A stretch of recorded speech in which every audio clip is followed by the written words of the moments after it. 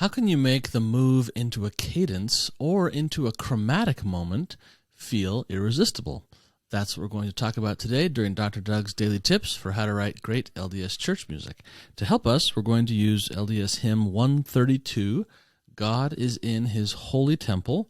A hymn we don't really sing very much. It's nice, though. We should sing it. Not sure why it's not more popular. But in this hymn, there's a very common little figure. I'm calling it a tenor squiggle that we hear quite often in the hymns. And we're going to talk about why we hear it and why it works so well. All right, let's jump in.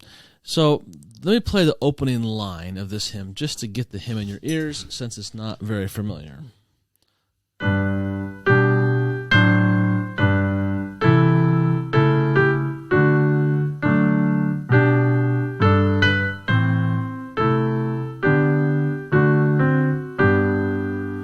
Okay, that's the first bit.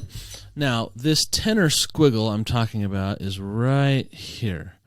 We get that quite a lot in our hymns, and let's talk about that. So,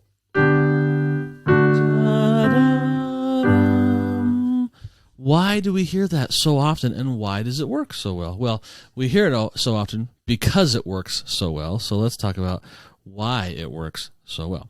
Well, what we're doing here is we're getting to a cadence, a piece of musical punctuation. So it's as if our musical sentence is ending.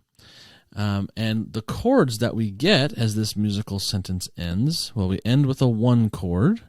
So in this key, the 1 chord is G. We get a 5-7 chord right before it, which is a D7 chord.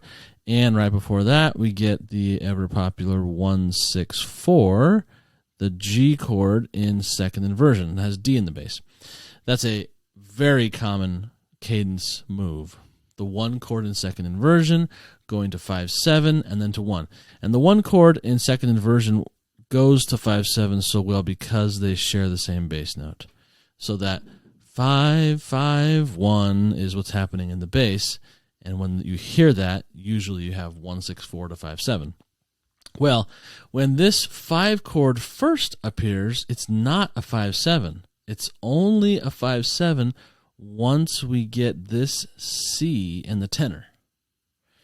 And the reason we hear that so often is because this C is the 4th scale degree. In the key of G, G, A, B, C, the 4th scale degree, and the 4th scale degree is only a half step above the 3rd scale degree.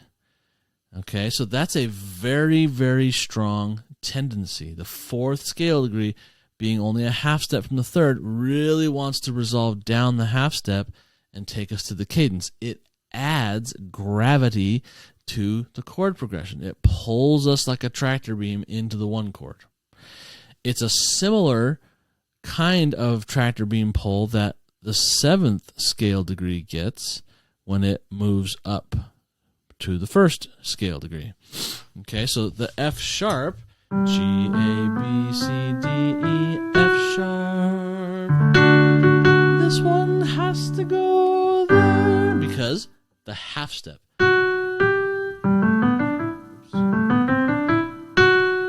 Tito, half step 1.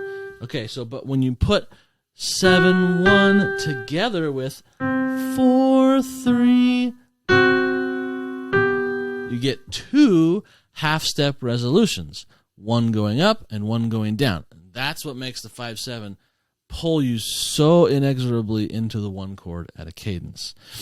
So the tenor does not first give us the 7th because the 1-6-4 chord needs to resolve down. 1-6-4 chords usually have 2 common tones. So the D and the D are common between these chords, and the other notes resolve down. Okay, because they resolve down, we have to first go to the A in the tenor, which means this is just a plain old 5 chord. But then the tenors are like, yeah, but I really like that half step resolution going down, so I'm going to hurry and leap up to the C So we get that extra gravity of the 4th scale degree resolving down to the 3rd scale degree. So that's why we get it so often, because of that gravitational pull, and because 164 resolves down, and then it's like, oh, shoot, I don't have a 7th yet. Oh, I'll hurry and put it in. Da-da, and then it resolves. That's why we get it so often, okay? And it happens again at the end of the piece in almost exactly the same way, but this time the chords are slightly different.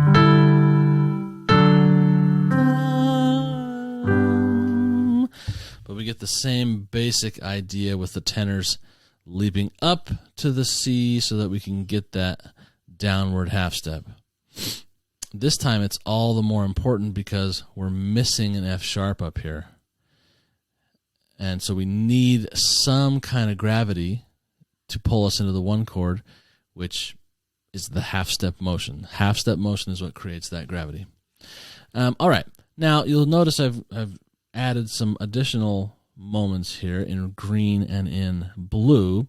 Another reason why in this hymn this little tenor squiggle sounds like it belongs is because there's already been a precedent set for that kind of 8th note motion. In the melody, we get that motion.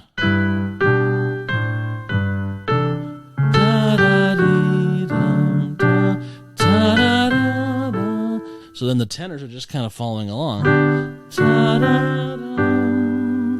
So we do get that little tenor squiggle in hymns where we don't have 8th note motion in other places. But in this particular hymn, since the 8th note motion presented itself already, this tenor squiggle feels even more like part of the furniture of this hymn.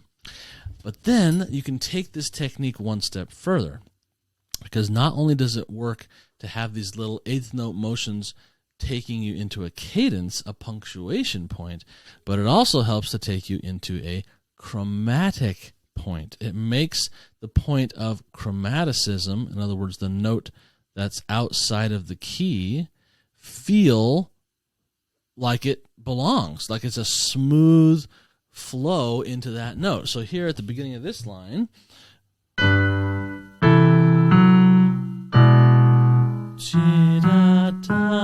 since it's just stepping right up through those 8th notes, it feels good.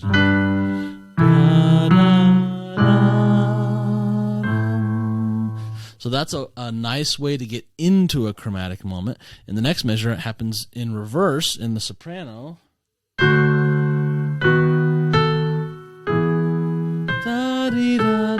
Because of the stepwise nature, it makes it work. Then when we want to go back to the G natural in the next measure, they use the same technique, but this time stepping into G natural.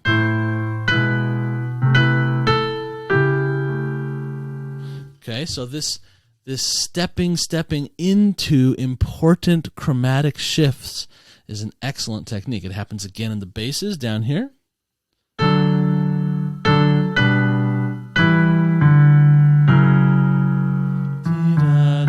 If we just leap to the C sharp, it's much more surprising. And in this particular hymn, it's being careful to not surprise us too much, but to take us there with a smooth motion that makes the arrival nice. It is somewhat surprising, but it's more believable because we didn't leap to a chromatic note.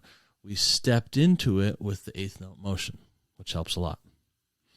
All right, so at a cadence point, it's perfectly okay and very helpful to do the tenor squiggle when you're going from the 5/7 to the 1, and that's why we hear it so much. And then you might as well use that technique elsewhere, especially if you're getting into moments of chromaticism.